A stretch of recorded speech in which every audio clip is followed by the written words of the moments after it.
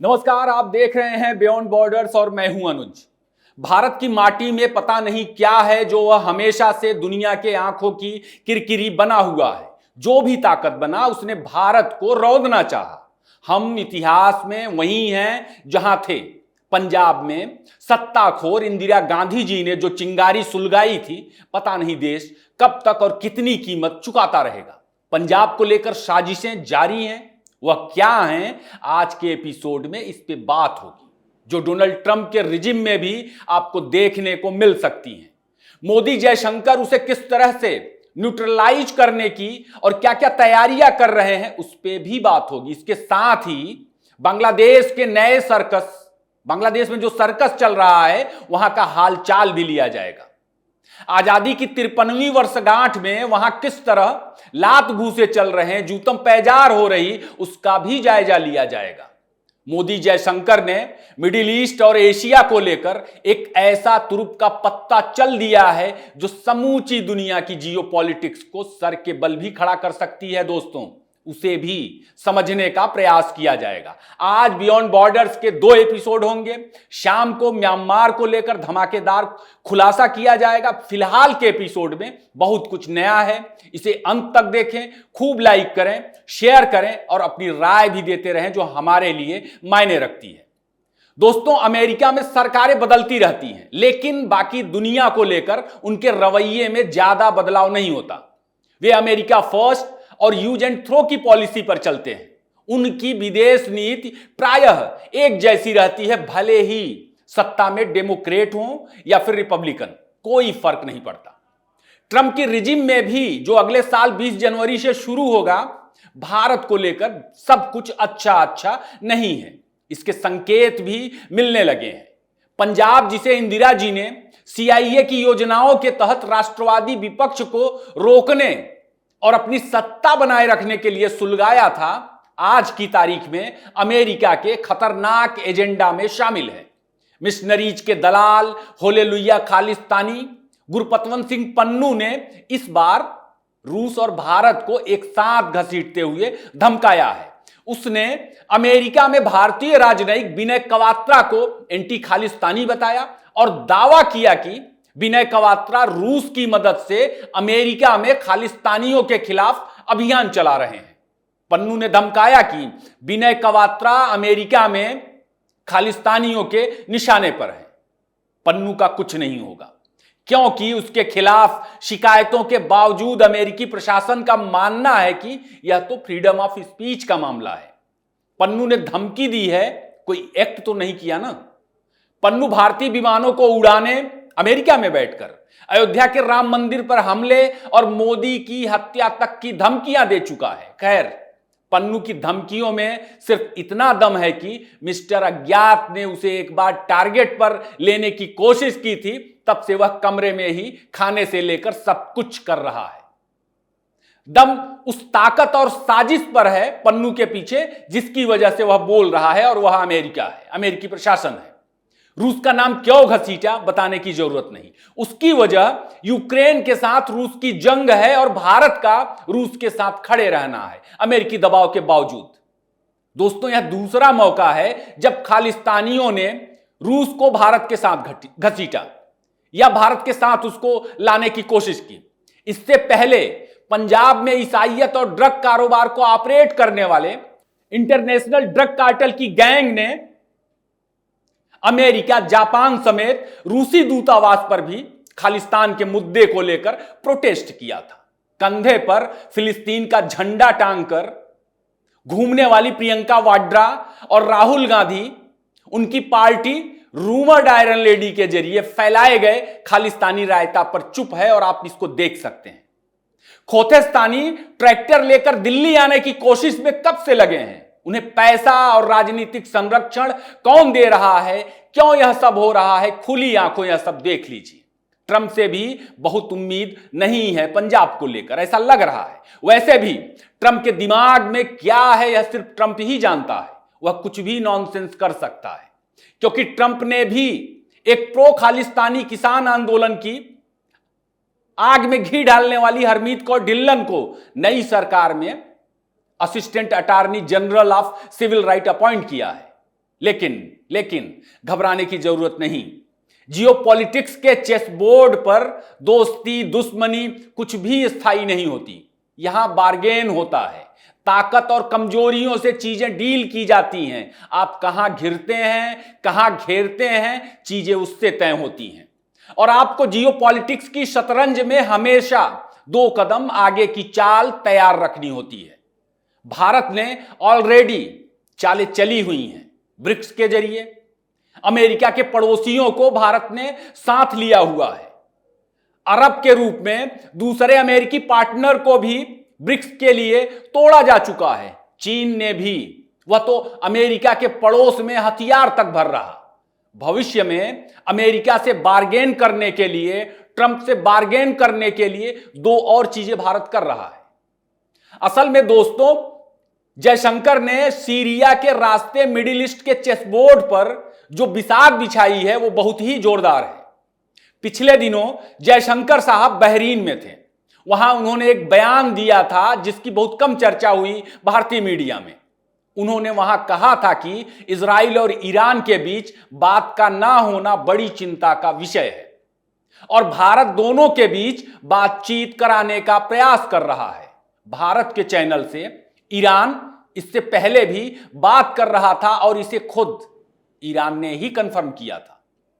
Lebanon गजा crisis के दौरान Syria में हालात बदलने के बाद एस जयशंकर ने जिस तरह बहरीन में सार्वजनिक रूप से कुछ बोला है तो दोस्तों इसका मतलब निकलता है। ध्यान रखिए कि जयशंकर के बयान के बाद सीरिया पर जो टेबल सजी जॉर्डन में, उसमें इजराइल, रूस और ईरान नहीं थे, जबकि इनका सीरिया क्राइसिस में स्टेक था। लेकिन फ्रांस और कतर जैसे देश वहां बैठे थे जिनका कोई स्टेक नहीं था। आज की तारीख में दुनिया का कोई ऐसा देश नहीं है जो अमेरिका का भरोसा करता हो। इजराइल भी उसमें से एक है।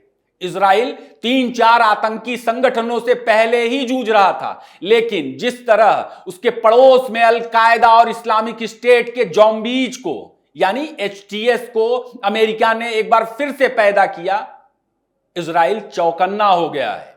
इजराइल ईरान से भी दोस्ती कर ले तो हैरान नहीं होना चाहिए।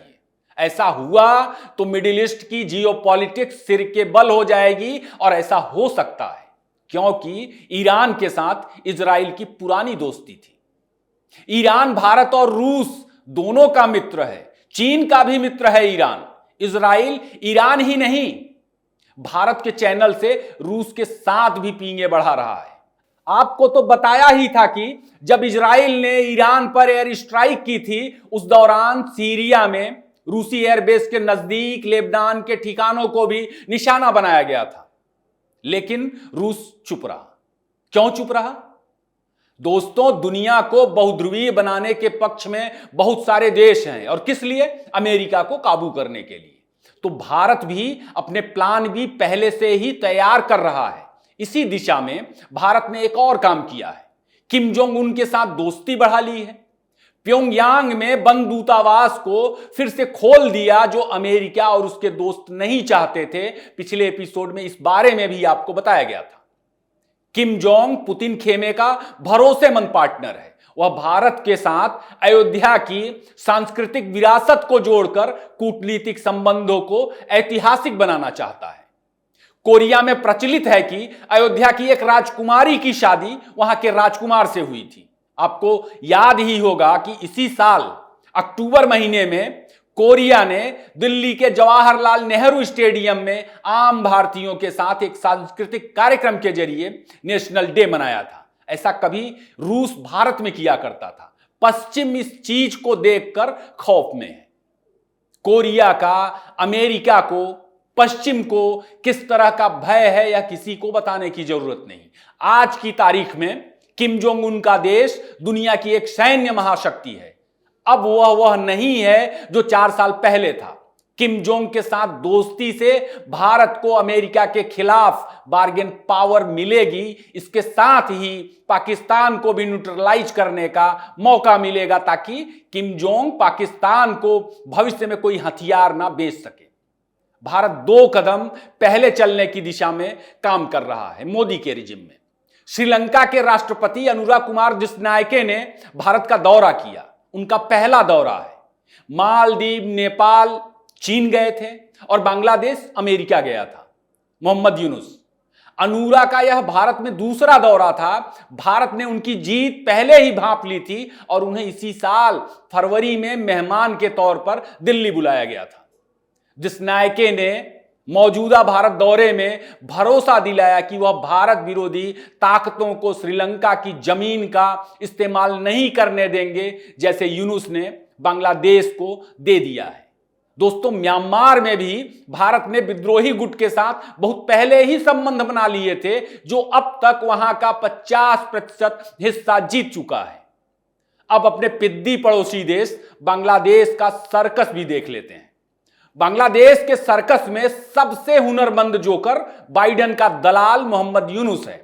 इसने बीएनपी और जमात के जिहादियों को मिलाकर शेख हसीना को सत्ता से बेदखल कर दिया और अब उन्हीं लोगों को दाने दाने को मोहताज कर दिया है। चुनाव नहीं करवा रहा।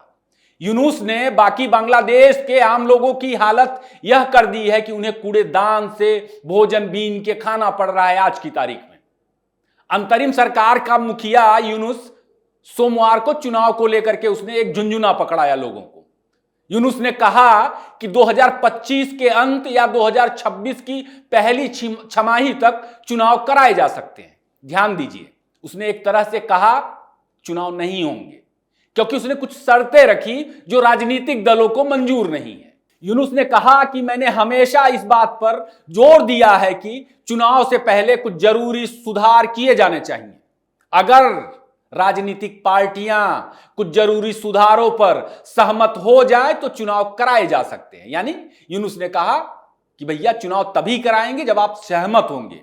यूनुस जो सुधार करके राजनीतिक दलों के पर कतरना चाहता है, उस पर बीएनपी, जमात, कोई भी पार्टी राजी नहीं है।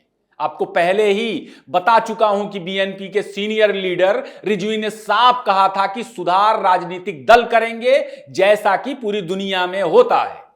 असल में दोस्तों, यूनुस ने समूचे बांग्लादेश को अपने कब्जे में ले लिया है। हिंदुओं पर हिंसा के जरिए कट्टरपंथियों को उसने खुश कर दिया। सारे आतंकियों को वह जेल से रिहा कर रहा है, कईयों को रिहा कर चुका। सरकार उसके एडवाइजर चला रहे हैं और राष्ट्रपति को भी उसने मिला लिया है। भारत विरोधी एजेंडा की वजह से बाइडेन प्रशासन और पाकिस्तान का उसे साथ मिला हुआ है। अब सुधार के नाम पर वह बांग्लादेश में मामला अटकाए हुए है और कुर्सी पर बैठा हुआ है, कुर्सी नहीं छोड़ना चाहता है। बीएनपी, जमात और आरक्षण विरोधी आंदोलन के जो मवाली छात्र नेता हैं, उनकी छटपटाहट साफ दिख रही है। उन्हें लगा था कि शेख हसीना के जाने के बाद सत्ता उनके हाथ में होगी। खालिदा जिया का बेटा, जिसे एक आतंकी मामले में अदालत ने अभी हाल ही में रिहा किया, वह लंदन में बैठकर कह रहा कि बांग्लादेश के लोगों का कल्याण एक चुनी हुई संसद और जिम्मेदार सरकार ही कर सकती है। यानी वह यह कह रहा कि यूनुस की सरकार जिम्मेदार नहीं है और चूंकि यह चुनी हुई सरकार नहीं है तो जनता का कल्याण नहीं हो सकता। दोस्तों, राष्ट्रपति भवन में आजादी का कार्यक्रम रखा गया था 53वीं वर्षगांठ का। आरक्षण विरोधी छात्र नेताओं ने उसका बहिष्कार किया, जबकि यूनुस के चमचे छात्र नेता उसमें शामिल हुए जिन्हें उसने सरकार में जगह दी है।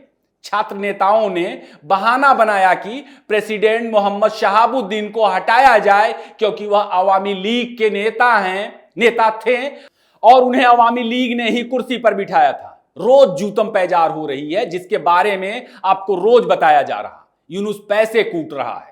आईएमएफ भी $2 बिलियन का लोन ऑफर कर रहा है। रोहिंग्या पर अंतरराष्ट्रीय सेमिनार के जरिए भी विदेशी चंदा लाने की उसकी योजनाएं हैं। असल में यूनुस नहीं चाहता कि वह कुर्सी से हटे और दूसरे राजनीतिक दल सत्ता में आए और मलाई खाएं, क्योंकि यूनुस की पार्टी तो है मगर वह वहां कोई राजनीतिक ताकत नहीं है। बांग्लादेश को लेकर यूनुस की 3 योजनाएं साफ साफ दिख रही हैं। पहला, कुर्सी नहीं छोड़ना है। दूसरा, सुधार के नाम पर राजनीतिक दलों को, संस्थाओं को अपनी जेब में रखना है। तीसरा, जिहादियों को खुश करके रखना है। वह इसके लिए क्या क्या कर रहा है आप अच्छी तरह से देख सकते हैं। बाकी आजादी के जश्न की पूर्व संध्या पर शेख हसीना ने बांग्लादेश का सूरत हाल पेश किया, जिसे छिपाया जा रहा।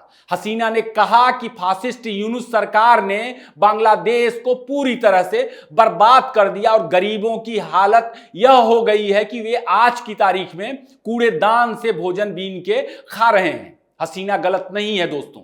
वहां महंगाई की हालत क्या है इसे आप स्क्रीन पर देखिए। बांग्लादेश बैंक के मुताबिक महंगाई दर इस वक्त वहां पर 12% से ऊपर है, जो हर महीने लगातार बढ़ती ही जा रही है। जबकि वहां आंदोलन और हिंसा से पहले कोविड महामारी के बावजूद शेख हसीना के रिजिम में साल 2023 में 8% से नीचे थी महंगाई की दर। बांग्लादेश भोजन के संकट का सामना कर रहा है।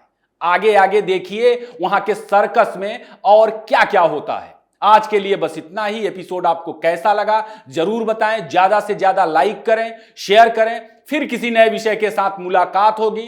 तब तक कैपिटल टीवी के दूसरे प्रोग्राम्स को देखते रहें। आपने इतना समय दिया, आपका धन्यवाद।